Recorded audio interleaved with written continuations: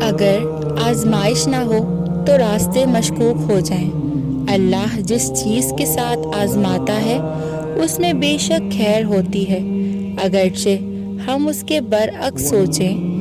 اپنے دل کو اس بات سے راحت دیا کریں کہ اگر آزمائش نہ ہوتی تو یوسف علیہ السلام اپنی والد کی گود میں ہی رہتے۔ آزمائشوں نے ہی انہیں عزیز مصر بنایا۔ اللہ کی حکمت اور آزمائشیں ہمارے لیے ہی بہتر ہوا کرتی ہیں۔ تمہارے آنسو جو تمہاری روح میں اترتے ہیں پر کسی کو دکھائی نہیں دیتے، وہ اللہ پاک دیکھتا ہے۔ وہ تمہاری تکلیف سے بے خبر نہیں ہے، تم نہیں جانتے، لیکن وہ تمہاری حفاظت کیے ہوئے ہے۔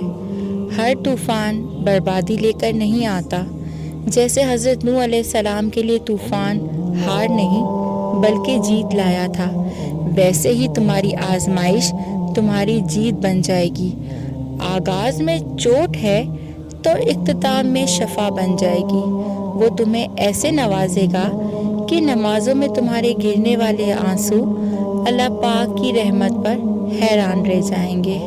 چیزیں ٹھیک ہو جاتی ہیں، لوگ واپس مل جاتے ہیں، وقت بہتر ہو جاتا ہے، سب مسئلے حل ہو جاتے ہیں، چاہے کتنے گھنٹے لگیں، ہفتے لگیں، مہینے لگیں یا سال لگیں۔ ہر ایک کی آزمائش کا اپنا وقت ہوتا ہے، مگر جب وہ کن کہہ دے، آپ کا صبر اور خاموشی اس کو پسند آ جائے تو لمحہ بھر میں سب ٹھیک ہو جاتا ہے۔ خود کو یقین دلائیں، خود کو بتائیں کہ وہ میرا رب ہے، مجھے پیدا کرنے والا۔ ساری دنیا مجھے چھوڑ جائے، ساری دنیا کے لوگ مجھے غلط کہہ دیں، مگر میرا اللہ کبھی مجھے نہیں چھوڑے گا، وہ کبھی مجھے غلط نہیں کہے گا۔ وہ ہر لمحہ، ہر سانس میرے لیے موجود ہے۔ اس کی یہی صفت تو خاص ہے کہ وہ ہمیشہ محبت کرتا ہے۔ خود کو ہمت دیں یہ کہہ کر، اس مختصر زندگی پہ غم کیسا، میرا اللہ تو میرے ساتھ ہے۔